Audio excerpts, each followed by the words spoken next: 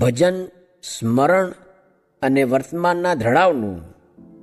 સ્વામિનારાયણ હરે સંવત 1876 મહાવદી એકાદશીને દિવસ શ્રીજી મહારાજ શ્રી ગરડા મધ્યે દાદા ખાચરના દરબારમાં પોતાના ઉતારાને વિશે ઉગમણે દ્વાર ઓરડાની ઓસરી પર વિરાજતા હતા અને સર્વ શ્વેત વસ્ત્ર ધારણ કર્યા હતા અને પોતાના મુખારવિંદની આગળ સંત તથા દેશ દેશના હરિભક્તની સભા ભરાઈને બેઠી હતી.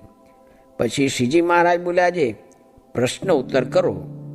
પછી મુક્તાન સ્વામીએ પૂછ્યું છે, જીવને ભજન સ્મરણનો તથા વર્તમાનનો એક ધડાવ કેમ રહેતો નથી? પછી શ્રીજી મહારાજ બોલ્યા છે, એ તો અશુભ એવા જે દેશ, કાળ, ક્રિયા અને સંગ તેને યોગ્ય કરીને રહેતો નથી. અને તે ધડાવ પણ 3 પ્રકારનો છે, ઉત્તમ, મધ્યમ અને કનિષ્ઠ. તેમાં જો ઉત્તમ દ્રઢતા હોય અને દેશ, કાળ, ક્રિયા અને સંગ એ જો અતિ ભૂંડા થાય તો તે ઉત્તમ દ્રઢતાને પણ ટાળી નાખે. તો મધ્યમ અને કનિષ્ઠ દ્રઢતાની તો શી વાત કહેવી? અને દેશ, કાળ, ક્રિયા અને સંગ એ અતિ ભૂંડા થાય ને તેમાં પણ દ્રઢતા જેમ છે એમને એમ જો રહે તો એને પૂર્વનું ભારે બીજબળ છે ને ભારે પુણ્ય છે. અને દેશ, કાળ, ક્રિયા અને સંગ અતિ પવિત્ર છે અને તેમાં પણ જો એની બુદ્ધિ મલિન થઈ જાય છે તો એને પૂર્વજન્મનું અથવા આ જન્મનું કોઈ મોટું પાપ છે તે નડે છે, અથવા કોઈ મોટા ભગવાનના ભક્તનો દ્રોહ થઈ ગયો છે તે એને નડે છે. કેમ છે?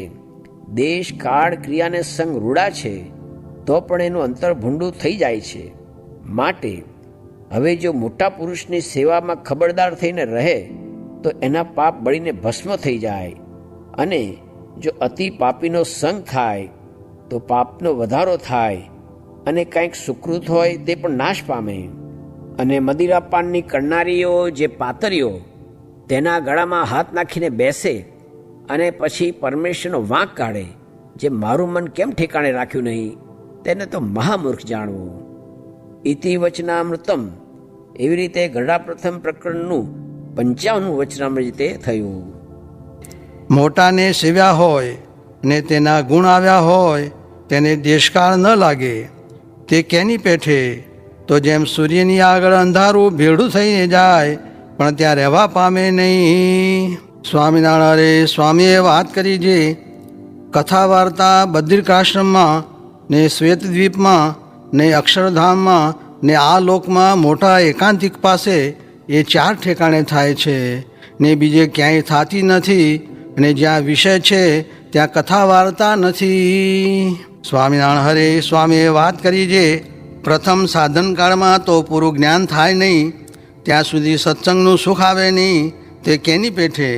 તો જેમ પ્રથમ થોડો વરસાદ વરસે ત્યારે નદીમાં નવું જૂનું પાણી ભેળું થાય તે મૂળગું બગડે, પછી જ્યારે ઘણો વરસાદ થાય ત્યારે સર્વે નવું પાણી થાય, તેમ બહુ સમાગમ કરતાં કરતાં સત્સંગનું સુખ આવે છે. સ્વામિનારાયણ સ્વામીએ વાત કરી છે, સંસારમાં ચોંટ્યા વિના તો રહેવાય જ નહીં, પણ જો સારા સાધુનો નિરંતર સમાગમ રાખે તો ઉખડાય, નીકળ ચોંટી જવાય. સ્વામિનારાયણ હરે સ્વામીએ વાત કરી છે, સત્સંગમાં એમ વાત થાય છે જે જીવ ભ્રમરૂપ થઈ જાય. ત્યારે પૂછ્યું છે, સત્સંગમાં વાત તો થાય છે તોય જીવ ભ્રમરૂપ કેમ થતો નથી? પછી સ્વામી બોલ્યા છે, હેતે કરીને સત્પુરુષમાં જીવ બાંધ્યો નથી, અને સત્પુરુષમાં જીવ બાંધ્યો હોય તો તેનો વિશ્વાસ ન આવે. ત્યારે વળી પૂછ્યું છે, હેતે કરીને જીવ બાંધ્યો હોય તેનો વિશ્વાસ કેમ ના આવે? ત્યારે સ્વામી બોલ્યા છે, આ જલે ભક્તે મારા સાથે જીવ ઘણો બાંધ્યો છે પણ મારો વિશ્વાસ ન આવે. એમ કહીને વળી બોલ્યા છે, વિશ્વાસ તો હોય તો પણ નિષ્કપટપણે વર્તાય નહીં, ને નિષ્કપટપણે વર્તે તો જીવ ભ્રમરૂપ થયા વિના રહે નહીં. એ સિદ્ધાંતવાદ છે. સ્વામિનારાયણ સ્વામીએ વાત કરી છે, હમણાં મુમુક્ષુએ દેહ ધર્યા છે તે મહારાજને આવવું પડે, તે સારું આવરદા વિના મહારાજે મુને રાખ્યો છે. તે અમારે પણ મહારાજનું સુખ એ મુમુક્ષુને દેવું પડે છે. ને આવરદા તો 58 વર્ષથી વધુ નથી એમ જન્મોત્રીમાં લખ્યું હતું, ને તે વિના દેહ રહ્યું છે તે તો આ સૌરાષ્ટ્ર દેશના હરિજન ઉપર મહારાજને બહુ હેત. તેને પોતાનું સુખ દેવા સારું મહારાજે મુને રાખ્યો છે. તે શા સારું? તો પોતાનું સુખ દેવાનું નહીં, તેને પોતાનું સુખ દેવા સારું પોતાનું સર્વસ્વ હતું તે સાધુ સત્સંગીને અર્થે કૃષ્ણાર્પણ કરી રાખ્યું છે. તે મુક્તાન સ્વામીના કીર્તનમાં કહ્યું છે જે ऐसे मेरे जन एकांतिक ते सम और न कोई મુક્તાનંદ કહત્યું મોહન મેરો ઈ સર્વસ્વ સોઈ. એવા સાધુ મળ્યા છે. ત્યારે શી વાતની કમી રહી? તે ઉપર સવૈયો બોલ્યા જે સાચે સંત મિલે કમી કાહુ રહી, સાચી શીખવે રામ કી રીતકુજી. પરાપાર સોઈ પરબ્રહ્મ હૈ તામે ઠેરાવે જીવ કે ચિત્તકુજી. દ્રઢ આસન સાધકે ધ્યાન ધરે કરે જ્ઞાન હરિગુણ ગીતકુજી. બ્રહ્માનંદ કે દાતા રામ હુ કે પ્રભુ સાથ બઢાવટ પ્રીતકુજી. ભગવાન એવા સાધુમાં રહીને પોતાનું દર્શન દે છે, વાતું કરે છે, મળે છે ને દ્રષ્ટિ માંડીને જુએ છે. એ રીતે અનેક પ્રકારે સુખ આપે છે.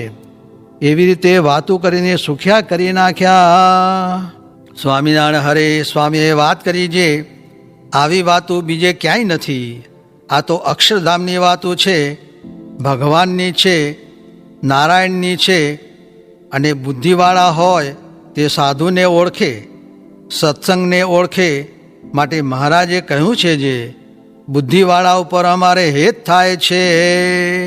સ્વામિનારાયણ હરે સ્વામીએ વાત કરી જે ગામ નાના ગોખરવાડામાં વાત કરી જે ભગવાનને અર્થે પૂર્વે કરેલું તેનું ફળ આપવા સારું મહારાજ અમને મૂકી ગયા છે. સ્વામિનારાયણ હરે સ્વામીએ વાત કરી જે પછી વળી લીલાની વાત કરી. તેમાં કહ્યું જે મહારાજ આની ઉપર બહુ રાજી થયા. એમ પણ રાજી કહેવાય એ જુદી રીતનું, ને જે સિદ્ધાંતનો રાજીપો તે તો પહેલા પ્રકરણના 19ના વચનામત પ્રમાણે તે આજ્ઞા ઉપાસના ને મૂર્તિમાં જોડાવું તે આજ કરો કે લાખ જન્મે કરો.